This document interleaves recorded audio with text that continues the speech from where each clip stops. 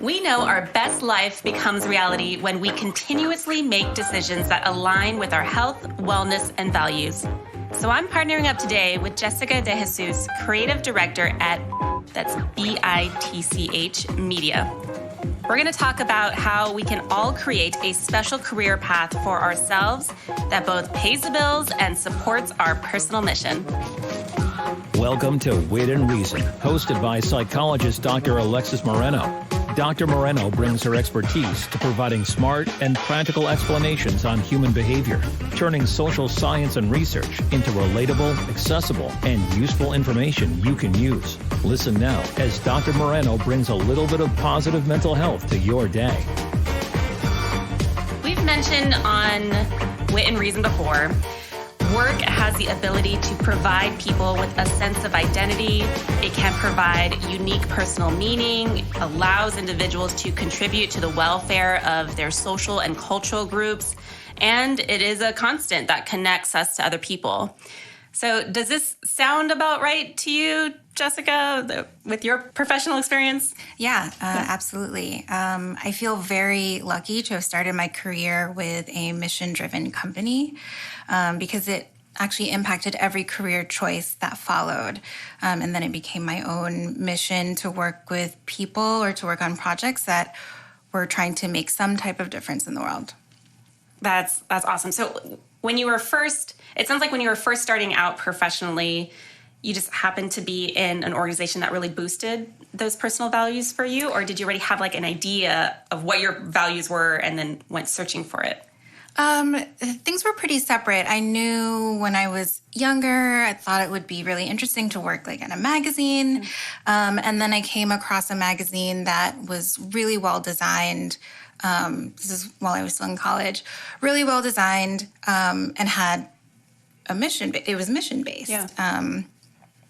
And when I saw that they had an internship, I was on the East Coast at the time for school. They had an internship in LA. It sort of aligned with my life at the time, with family being in California as well. And realized that you can do mission-based work and have the design still look really great and have its own impact. Right. That's right. You know, when I think about this, it makes me remember a time when I went to a woman's networking group, and it was just a really small group. And at one point, we were all sitting in a circle, and everyone was introducing themselves and what they do. And the majority of the women in that group were all working in social services or, human services, doing something very proactive, like in the community, as far as like working with homeless or children, or they're a teacher. And then there was one woman who said that she was working in marketing. And she mentioned, like, I feel kind of bad that I'm the only one that's not actively in a role that's contributing to my community. And at the time I didn't like kind of catch her on that, but really it doesn't necessarily have to be working in human services. Just being a woman in a space, especially something like marketing or business or finance, really does have a big impact on our community and on, for other working women. Yeah. Yeah. I mean, I think for a while, that's why it was such a surprise to me that I came across these two paths of social impact and design. And, on the personal side of things, like I want to be doing good things for the world and make a difference. And then in the design community, you don't necessarily do that in whatever industries you end up working with, whether it's like agencies and brand marketing or package design. I don't know, this was just very, very specific to what we do is trying to change the world. Right. And that could look a bunch of different ways. You could do that through a variety of industries, and you were able to find out how you can combine both your values and mission and your amazing creative talent together in the work that you do. So what was it like for you to, after having that first experience of working with a mission-driven company, to then go on and assess other companies that might kind of fit that same role in your life? Well, interestingly enough, I got laid off from that mission-based company after being there for 4 years. They had gone through like a series of layoffs, and I happened to be part of that. And I didn't know what I was going to do. I was scared, nervous, but also, wow, I've been working nonstop for 3.5 years. Yeah. It happened right before I was going to go on vacation, so I extended that vacation. And then while I was on vacation, I was actually getting hit up for freelance gigs. And through previous coworkers, that I had worked with at that company. And so I was like, okay, I'll take this on. In between, I was on unemployment. And then I kept getting hit up for more gigs. And around, if I was worried about getting work, it was just around the corner. Yeah. At the point of like me really getting worried, I get an email that pops up and I was like, oh, okay, this is how it's going to be. But then it was after working at that mission-based company that I said, I don't think that I could do anything else besides use my skills to work on something that was meaningful for other people and that affected other people in a positive way. Yeah, so was it hard to find other like-minded companies after that? I think because a lot of the beginning of my freelance career was through the connections I had made from that first company. Those networks then refer you to other people, and those like-minded people, it becomes this network and circle. And so I was lucky on that front, and that I was able to do that at the beginning of my career, like I said, then kind of trickled down to everything else.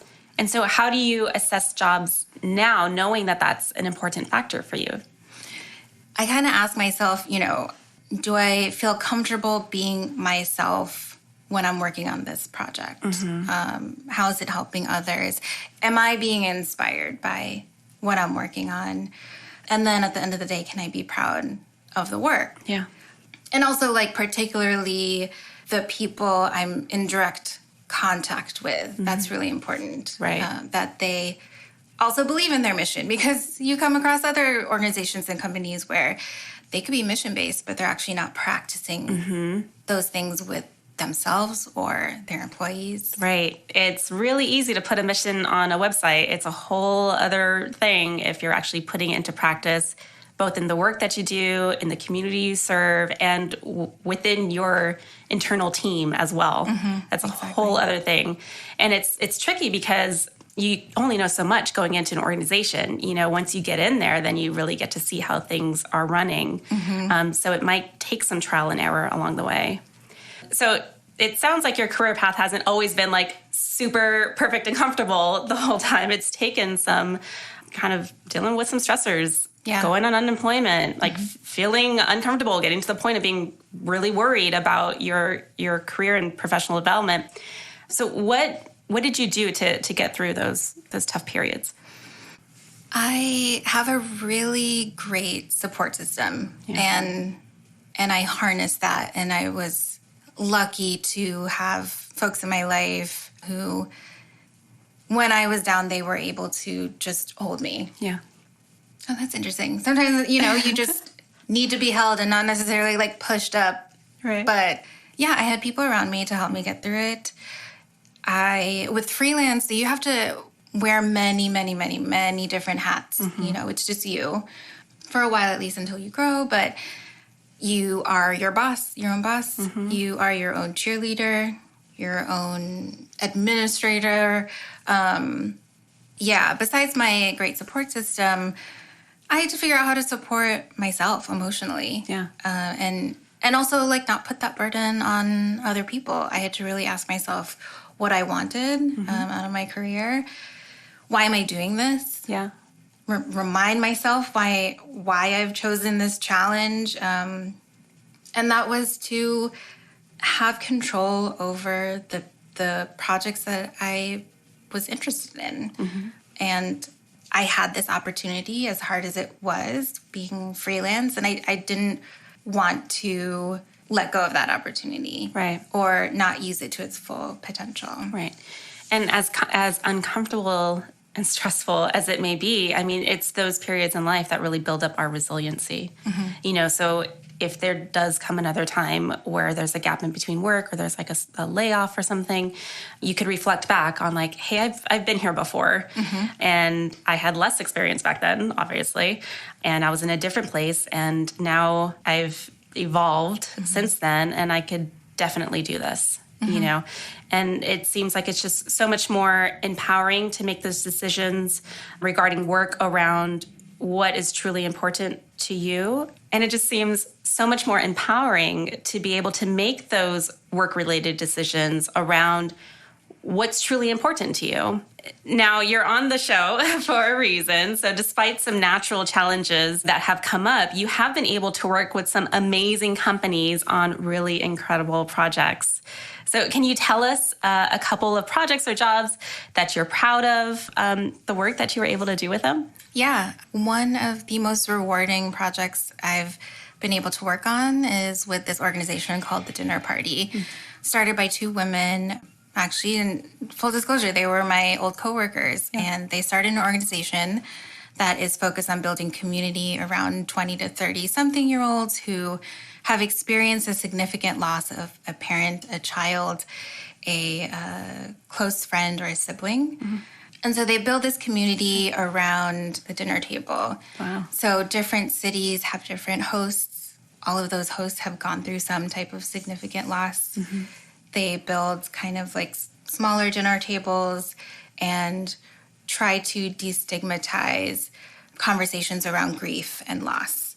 What an amazing organization. And that's such a creative approach to that stigma or isolation people may feel after experiencing a sudden loss. Yes, and doing it over food. And food is something that can cross many different cultures that brings us together. Right. And it's done in the home, usually. And so you want to feel safe in these spaces. Yeah. And so what was your role with helping that organization? I helped them design their first self-published book. Oh, cool. And so I did the layout design for that. I helped refine their branding and put together their latest website. Oh, that's awesome. Yeah. Was there another organization or project that you worked on that was really near and dear to your heart? Well, I guess I could go into where I'm at now. Yeah. At the end of 2017, I was part of the 3-person team who helped redesign magazine. That's BITCH magazine. We are a feminist nonprofit media organization that is based around pop culture through a feminist critique lens. Very cool. And our listeners will notice that we have to bleep out the name of the organization because of FCC rules. So can you tell us a little bit more about the decision around the organization being called magazine, BITCH magazine? Yeah, from my understanding, the way that our co-founder Andy has explained, the word has been used in usually a negative connotation, referring to a feminist or a woman.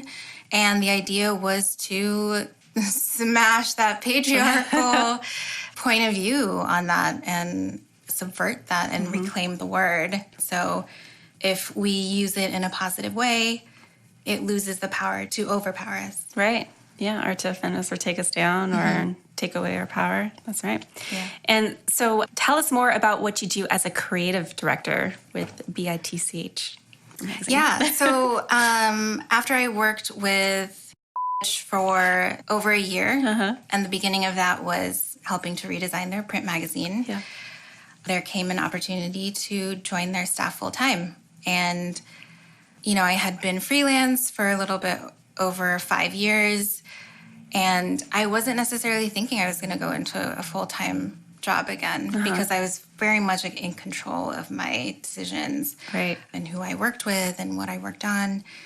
But this place was the place, if there was ever a place to take me out of freelance. It met all of my goals on what I wanted to work with, who I wanted to work for, who I wanted to work with, and who I wanted to support. And that is women of color, people of color, marginalized communities. And the staff itself has changed pretty dramatically to almost more POCs on staff than non-POCs. That's great. And what is it like for you to be in the room with people who are making those decisions as far as both who they hire, who joins the team, and like who gets a voice, like what stories are being told and who's writing them? It's an incredible, humbling experience, especially to be a part of helping to make those decisions. When I started out my career at a mission-based media company, it was run by 4 bro dudes. Oh, really? And again, you can attach mission-based whatever you want to your company. If you're not creating that culture inside with each other, right, it's not going to work. You're going to have a limited perspective. You know, that's just the reality of it. Yeah, and that was me at the beginning of my career as, you know, a young designer. And fast forward to a decade into my career, I'm now in a leadership position at a feminist media organization where I can help make those decisions. And I find that to be such a privilege. Is that the norm, would you say, in media organizations where you see the women or people of color up in director roles? No. I kind of knew the answer to that, but I thought I should check in. Definitely not at the top of, you know, the masthead. You know, the people who have the final decision-making power. At the beginning of April, we just got a new executive director after 10 years. Her name is Kaylin Rich. She worked for the ACLU in Rochester, New York. Very cool. She is a queer woman of color, interracial adoptee. And she kind of looks like me. And that's exciting to, you know, sit in the virtual rooms because a lot of us are remote and look at, you know, that video Brady Brunch grid gallery of people and see brown and black folks. Right. And that has made such a huge difference. And I've always wanted that. I strived for that. And I feel like it's surreal to have the opportunity. Yeah, and I could relate. I mean, most of the time when I'm in a room, I'm typically, I hit both, right? I'm either the woman of color and the woman, like in the room. And it's rare that there would be either another woman or especially another woman of color sitting at that conference table, you know, in many cases. So I could totally align with what you're saying, and that it's so refreshing to see more companies become more mindful about really increasing the diversity of their team members, of the people who are making these decisions, and also making sure that it's inclusive, that it's one thing to just invite people onto the team, but if you don't give them a voice and you don't give them a seat at the table and you don't follow through with any of their thoughts or ideas or opinions on anything, then the organization's not going to be able to evolve. Yeah. And we are pretty purposeful about calling that out. Yeah. And that's one of the biggest things. If you feel like in your workplace, if you feel comfortable enough to call a situation out, not get penalized for it, but actually have staff sit back and be like, how do we fix this? I think that's the most ideal. Right. Exactly. We're doing the work inside, like within the organization. That's everything that I wanted to do in my, you know, last few jobs, but didn't get the opportunity to do. Yeah, exactly. And so as you sit back and think about your hopes and dreams and goals for both yourself and for the organization that you work for, BITCH Media, what do you have on your radar as far as things that you would like to accomplish? Well, right now, as creative director, I also get to oversee the print magazine. And with the print magazine, we commission artists. And when we commission artists or license their work, we're really, really excited to publish artists of color. And that's been one of the most fulfilling parts of my job, is to not only tell the stories about POCs and marginalized folks, but employ them and showcase their work and uplift their work, where in the creative communities, a lot of times you don't see POC artists as advertised or as well known as their white counterparts. Right. And we know why that is in many industries. And so if we have the opportunity to do that, and I have the opportunity to do that, I will. That sounds amazing. And what about for you in your personal professional life outside of the organization? Is there anything else that you would, any other projects or goals that you see you'd want to take on? I think just as I started my career with doing things that were going to be helping others and changing the world in some way, small or big, whatever I continue to do, that's going to be the foundation of what I do. And I think at the end of the day, at the end of my career, whenever that is, I want to be able to ask myself, can I be proud of this work? Who have I helped? Does this make a difference in any way? Yeah. Oh, that's so beautiful. I hope so too. That's a great goal. That's a great goal to have. So it can be incredibly intimidating to create a personalized career path. So let's talk about steps we can all take to validate our values in our professional life. What kind of either tips or recommendations do you have for our listeners if this is something that they want to pursue for themselves?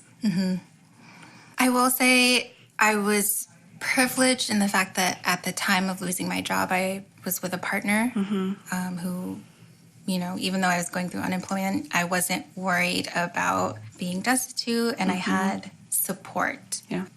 That is a huge part of it, really. And even if you have emotional support, that's something. But I acknowledge the fact that there was a privilege there to be like, you know what, I'm going to try freelance. I'm going to see how this goes. And whatever decision you make, I feel like I keep saying this, but you ask yourself, like, can I be proud of this work? And it doesn't have to be some like life-altering, I'm going to be a humanitarian. But like, that also means, am I treating my coworkers kindly? Am I, whatever the work that I'm doing, am I doing my best? Right. Is my family life like happy? Or, you know, am I a good friend?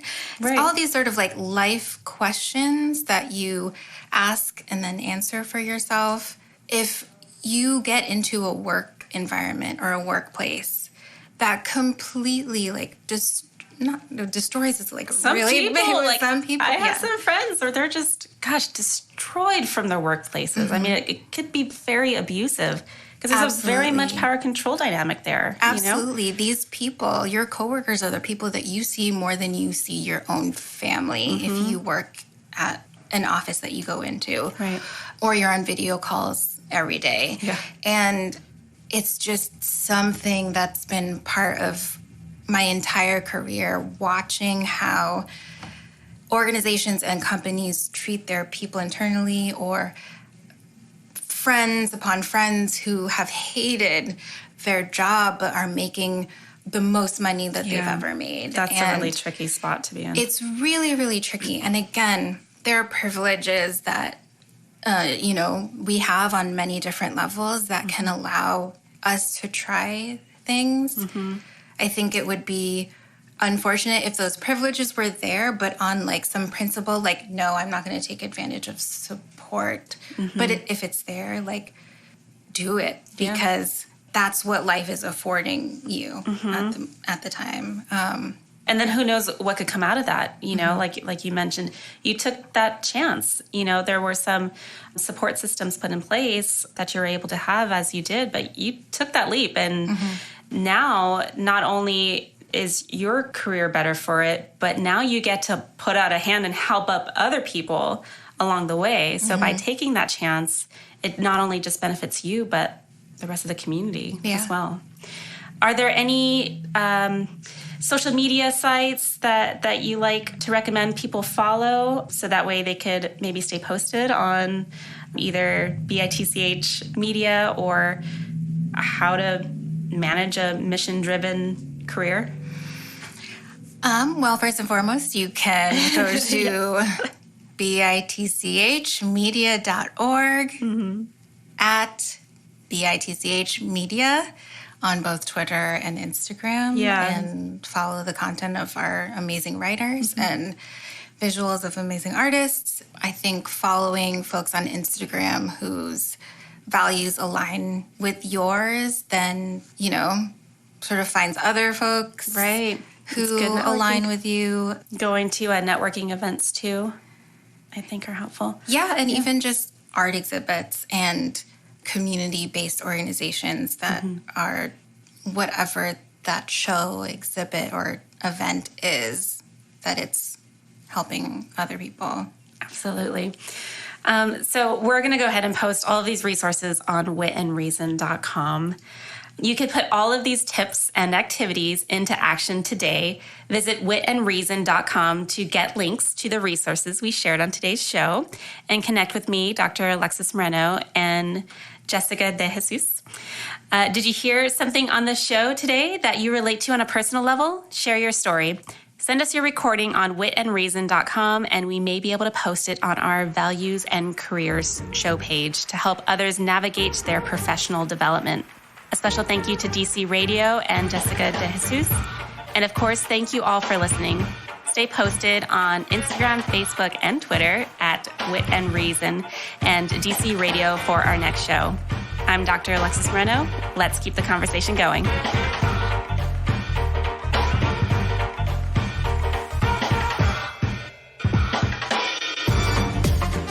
You've been listening to Wit and Reason with psychologist Dr. Alexis Moreno. For more information, visit witandreason.com.